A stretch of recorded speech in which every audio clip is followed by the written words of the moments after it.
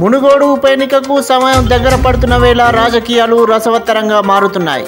మునుగోడు నియోజకవర్గంలో కాంగ్రెస్ పార్టీ కీలక నేత, ఆ పార్టీ నుంచి టికెట్ ఆశించి భంగపడ్డ పల్లె రవికుమార్ గౌడ్ టీఆర్ఎస్ పార్టీలో చేరారు. TRS party working president KTR పల్లె రవికుమార్ దంపతులకు గులాబీ కండువా కప్పి పార్టీలోకి సాధారణంగా ఆహ్వానించారు. రవికుమార్ గౌడ్ సతీమణి జ్యోతి ప్రస్తుతం చండూరు ఎంపీపీగా కొనసాగుతున్నారు. తెలంగాణ ఉద్యమంలో చురుగ్గా పాల్గొన్న పల్లె రవికుమార్ మునుగోడులో కాంగ్రెస్ పార్టీలో కీలక నేతగా కొనసాగారు. ముఖ్యంగా బీసీల్లో ఆయనకు మంచి పట్టుంది.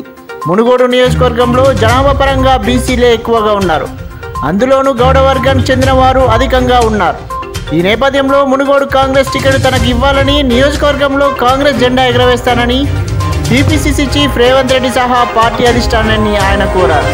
అయితే కాంగ్రెస్ అధిష్టానం పాల్వాయి గోవర్ధన్ రెడ్డి కుమార్తె పాల్వాయి స్రవంతికి టికెట్ కేటాయించింది. తదనంతరం పరిణామాలతో మంత్రి కేటీఆర్తో భేటీ అయిన పల్లె రవికుమార్ దంపతులు చేతికి హ్యాండ్ ఇచ్చి కారు పార్టీలో చేరారు.